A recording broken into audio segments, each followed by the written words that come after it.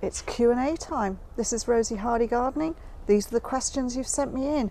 Let's have a quick look at what's going on. Okay, somebody's asked me which plants should not get the Chelsea chop. So there are lots of herbaceous plants that you do the Chelsea chop. So if people don't know what the Chelsea chop is, basically it is a technique that has been going on for longer than Chelsea Flower Show, but in the latter years it has been utilised so that people can remember what time of year you are meant to be doing this. And it is in the springtime here in the UK. If you're in the southern hemisphere, it's still the springtime. It's usually late May, early June. That's your time of year, or whenever things that grow really tall by the autumn and flop all over the place are just standing a little bit higher. So once their growth has got to somewhere between 30 centimetres and 45 centimetres, you take it down. Now there are some plants which grow really tall that you don't want to do the Chelsea chop to. Rudbeckia maxima for one. Dahlias, you don't usually want to Chelsea chop those, and Veronicastrum. There we go. Do you have any favourite books or other sources of information you would recommend on plant varieties in general? I have one called Flower Expert by Dr. Hessian. Now those are brilliant books. They are the first lot of books that I ever read, and they are fantastic. There's a whole series of them. But no, as you say, they don't go into as much depth, but they're really good for the beginner gardener. If you can find them, have a look. So I always go to look for Roy Lancaster's books.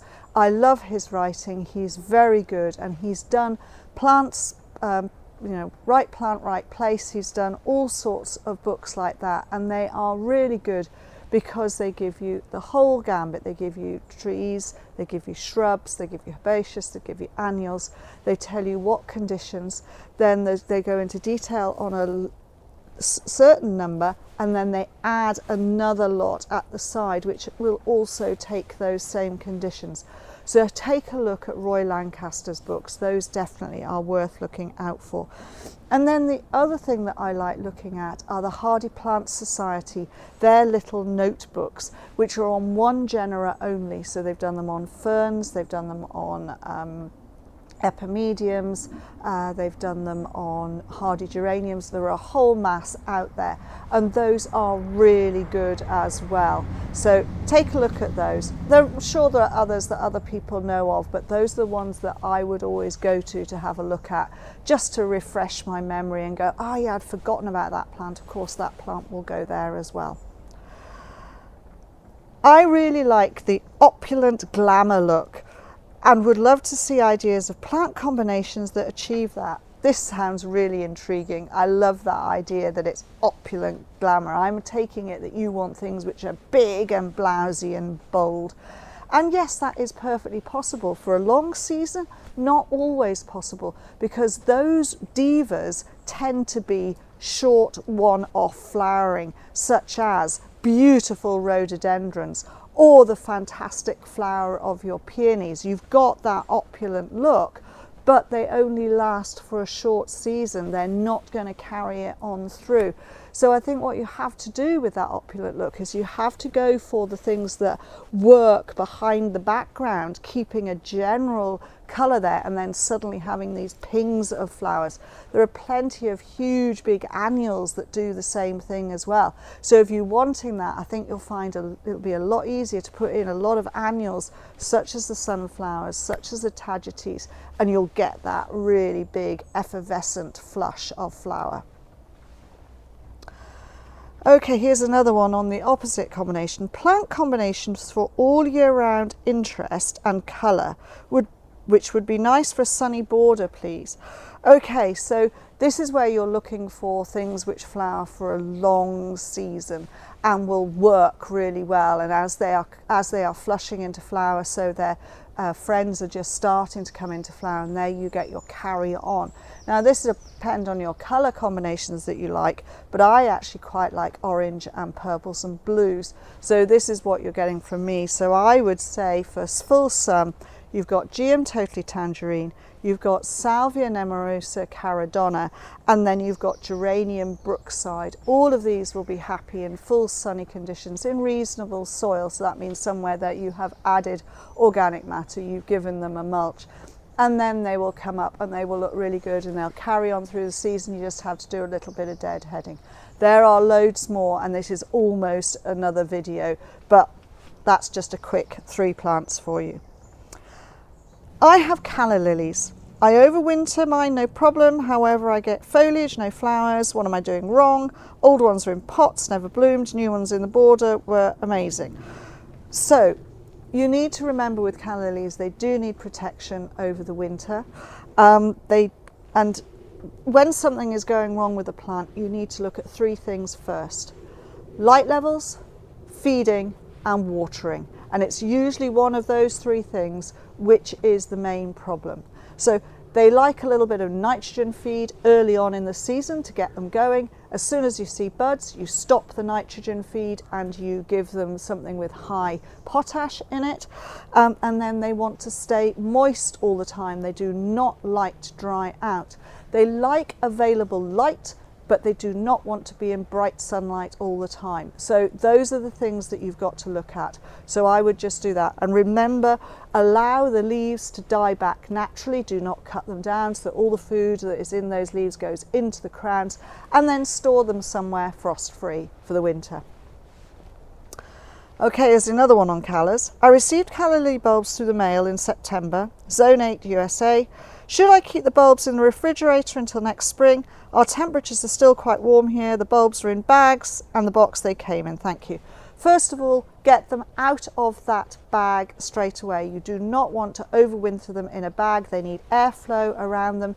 You need to take them out of the bag. You need to put them into a moist but not soaking wet compost, in a box, in a pot, whatever you want to do, and then store them somewhere, not in light, just probably in the dark, but do not refrigerate them. They do not want freezing at all. So just make sure that they are somewhere cool, in the dark, but in moist compost. And then in the spring, when the light levels come up, get them potted up, get them fed, and get them out either into the ground or in containers. Recently I set up an email newsletter, and if you want to sign up, then please click in the comments link below or scan the QR code on the screen now. If you sign up, you get an exclusive video. This is a video of me explaining colour combinations and plant combinations in real gardens. Hey Rosie, what's the best time to move herbaceous perennials like Nautia and Achillea?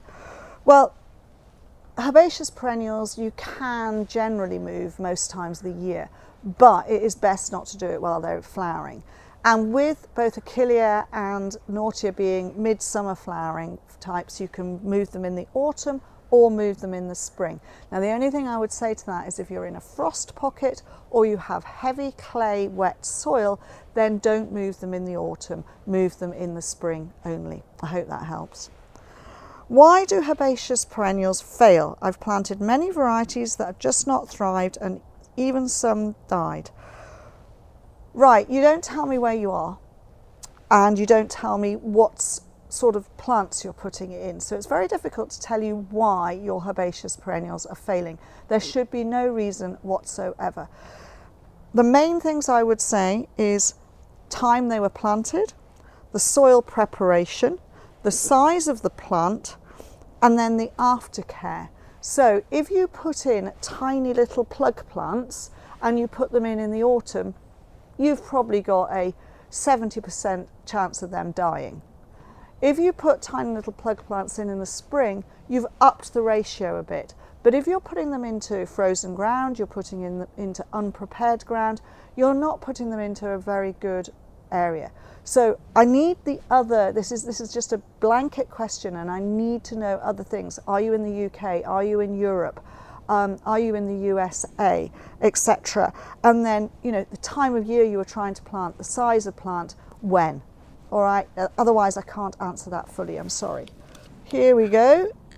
I have an Ethiopian banana, Encerte ventricosa morellii, that has grown very big. It's in a pot, but the only way to bring it indoors is to severely prune it. Is this the best way? And is there a better option? Northeast of England. And the answer is no, there is no better way. That is the way you store them in the UK. And basically, you take a knife, you cut all of the leaf fronds right the way down so that you are left with a central stack, which is the main plant bit, and whatever is in the pot. But the one thing you need to do is you need to turn the whole thing upside down for at least 12 hours to get rid of all the water that has got itself, because the leaves go out like this and there is a rib and the water goes all the way down and it sits there. If you leave that there while you're overwintering, the whole thing will rot off. So you cut it all off, you turn it upside down, and then you store it. You can take it out of the pot and you can cut off roots because you don't actually need all of that either. And then you put it somewhere where it's going to remain at 5 degrees centigrade all winter long.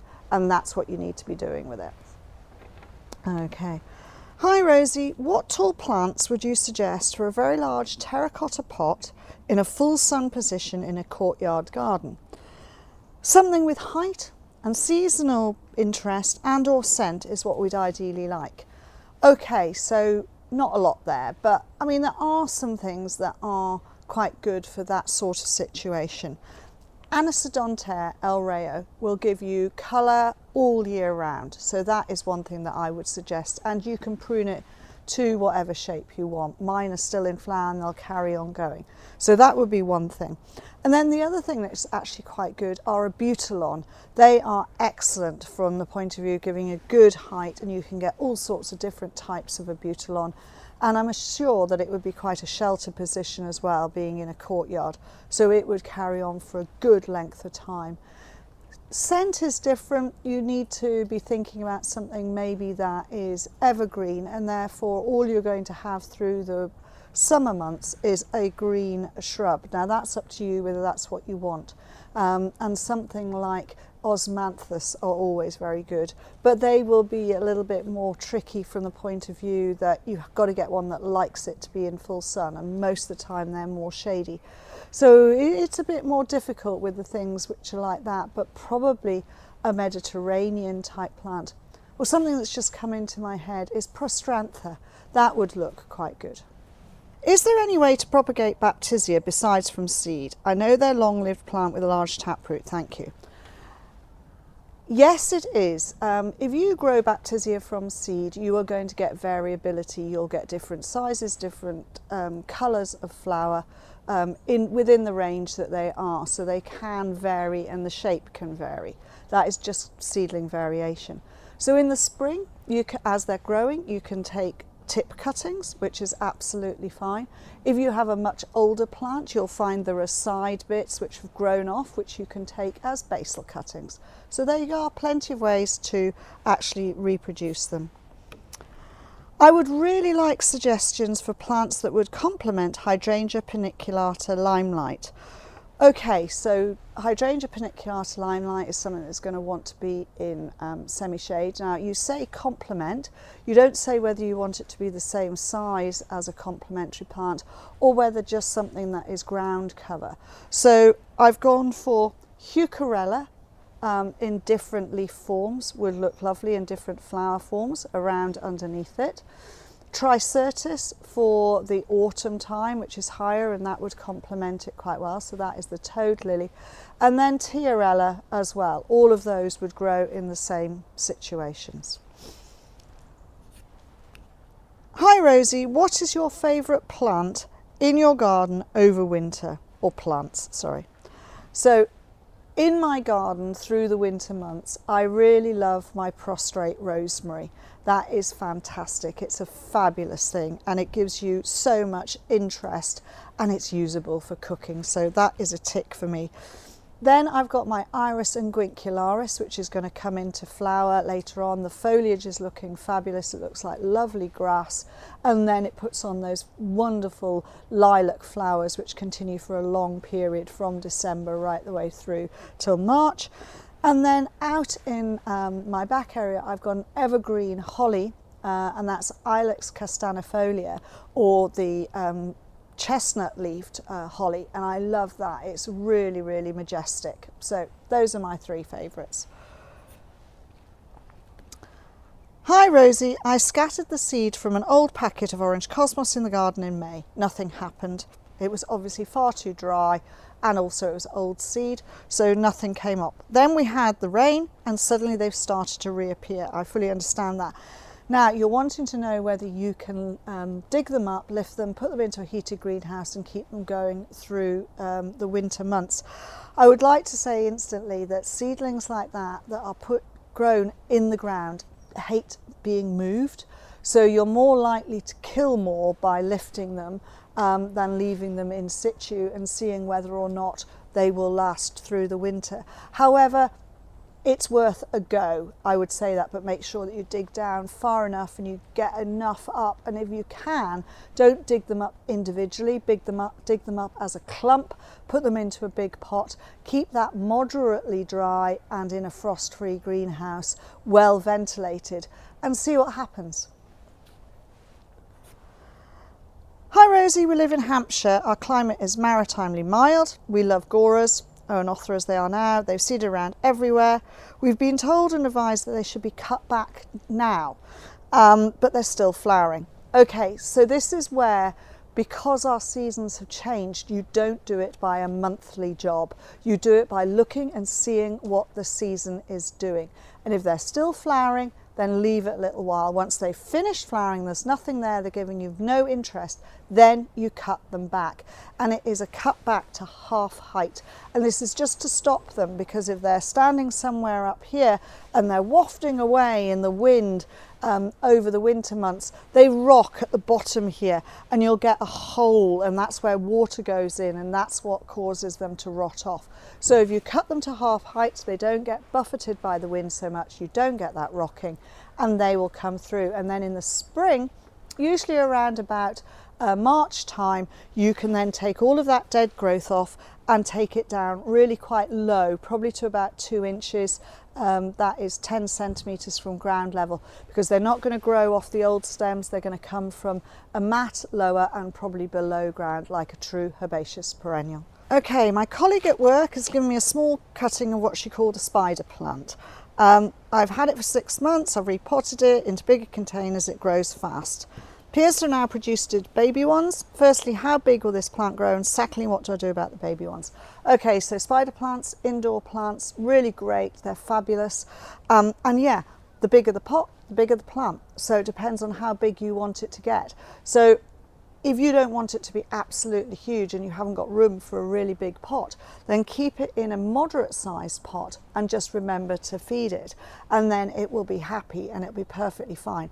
And I would feed it every 2 to 3 months through the summer months, and then reduce that down to perhaps only one feed through the winter months, and just make sure that you don't overwater it. They are something that doesn't want to be too wet. And yet they put on these long spikes that come down, you get these little baby plantlets at the end. Allow it to do that. That's part of the grace and beauty of these plants. If you don't like it, then you can cut those off, and those little baby plantlets you can pot up, and you've got more that you can then have, and you can disperse them amongst your friends or disperse them around the house in containers. Is there any help in the pipeline for those of us battling with vine weevil? The only vine weevil killer no longer works. The liquid form was much easier to apply. Some of our favourite garden centres are selling infested plants, many with chewed leaves, but new gardeners do not recognise the signs. Both the gardener and the people in the nurseries have lost all of the chemicals that we were able to use against vine weevil. So you're in the same boat. We don't have anything other than nematodes now. Nematodes are great, but you have to put them on in the spring and you have to put them on in the autumn. That way you will catch when there's a lot of grubs there, and then that will do. Other than that, you just have to be very vigilant, and repotting plants in containers that are susceptible to vine weevil, such as Heucheras, Saxifrages, Cyclamen, all of those which are vulnerable, need to be repotted twice a year, and when you pot them you knock as much off and you find masses of grubs. You've got to squish them, you've got to kill them, unless you've got some chickens which you can give them to, or a tame robin that you can give them to, right? Because they need to be killed, because each of those is a mini little is going to turn into an adult, and then they can produce eggs and young straight away. All right, there are no males in vine weevil life, they are all females. So what we do here on the nursery is we do a spring and an autumn nematode. That means we have to put it on every single plant. Now there is also that thing that the chemicals are bad, so vigilance is the best thing. The nematodes are not much better, and that's another story, but basically you're putting on something that is not specific to vine weevil. Therefore you are also, when you're putting in nematodes, you can be killing off all your ground beetle bugs that you need, because they are the ones that eat the vine weevil. So the best thing really is be vigilant, get rid of them, kill them off as you see them. If you don't like squashing them, put them into a little jar, put them out on the side, and you will be feeding all of your birds. Sowing hardy annual and perennial seeds in autumn in the greenhouse. Once germinated, is it best to keep them in the greenhouse frost-free, or should there be a constant minimum temperature to provided by a heater?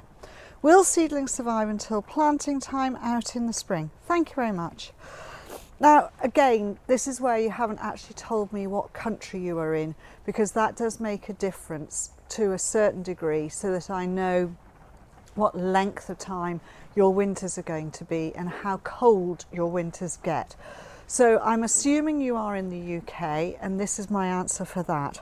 So basically, frost-free for annuals, hardy annuals and perennial seedlings. If they've germinated, they're looking good, then you can keep them in a frost-free environment, and they should not require any heating at all. They will be absolutely fine. But still remember that ventilation. It's still ventilation and the amount of watering that you do that is totally key.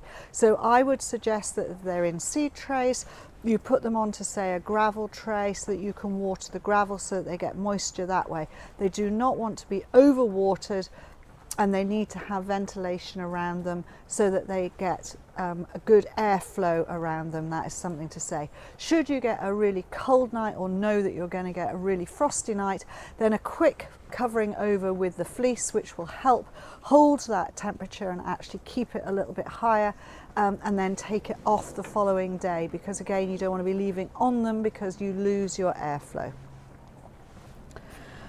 Hi Rosie, I have a newly made area of a border next to the lawn, and in an ideal world I would have a prairie style arrangement there with Stipa giganta, Verbena bonaerensis. However, the issue is that the trees are close, so it's a partially shaded. Do you think there's any chance these plants would survive? If not, are there plants that give a similar style of screening that would thrive better in a shady area? Now, can I just start, again, you don't say where you are, but if you are in the UK, then prairie style is not necessarily what we should be calling it. We do not have prairies in the UK. That is a USA terminology. Therefore, we should be calling them perennial meadows. And I'm trying to get people into this habit that they are perennial meadows. You are putting in perennials and grasses, and that is what we have. And that's the same in Europe. They are perennial meadows. It's that lovely, wild looking, but managed type of area. That's the starter. And I'm sorry, but I would suspect that both of those two plants that you have chosen are not going to be any good in a shady area or a part shady area. They will always lean out to the sun. They won't like it as much. So, I mean, you can always sow some and you can try it, but I don't think they will be quite as good. What you could use are some taller grasses that may be happier in that sort of situation, and you could try some Molinia, you could try some Panicum, and then there are Verbenas but not Bonariensis which will tolerate that sort of area, such as lavender spires. So hopefully that will help you. Hi Rosie, I have two Clematis group 3 that are not happy in their current spot. I'm guessing because neighbouring plants have grown up significantly, this is there's why they're not working. Is this the right time to transplant? And I'm in Germany, equivalent of zone 7B. Thank you for letting me know. And the answer is yes. Get them dug up and move them at this time of the year is really good. However, if you have already had frost and it is starting to go into a freeze, then wait until the spring. But if you've still got warm weather now, then absolutely get them lifted, dig a big root ball out with them and move them to the location that you want them to go to. I'm excited beyond belief after years of being restricted with pots on my patio. Finally got landscaped raised beds areas which I can access with my wheelchair. This sounds absolutely wonderful, and it sounds as though you have got a fabulous new area for you to be able to garden in, and I think this is wonderful for you. So what you are asking is, how can you fill it with growing medium to get it all full up, and then what can you put in the way of annuals just to get it going, etc. And yeah, that's absolutely the way to go, because you've got to plan it, you've got to be good about it, but you also want it to look good. Now what I would say is, if you can get bulk bags, if you've got a way of getting bulk bags into that garden and putting in, that is one of the easiest ways of getting it filled up. But do remember, you fill up, even with somebody tamping it down, it will still fall a bit. So that is why actually a good idea of putting some annuals in, because then once the annuals are flowered, you can take them out and you can refill back up and get your level back up again, because that's what happens when you put new medium into raised beds. They will always drop a bit, so be aware of that. And you know, any of the annuals that you like which have got good flower and a good length of time, so Nigella, Love in the Mist, Calendula, all of those, zinnias, they are all great. But also think about putting in some green manure crops as well, so that in some areas you're putting in this green manure which you can then leave, and that will help whatever medium you've got in there and give you some extra food for that as well. Have fun, enjoy your new raised beds. It sounds a really good project. Thank you very much for watching, and please do subscribe to the channel. If you want to watch another video of mine, YouTube thinks this one is perfect for you.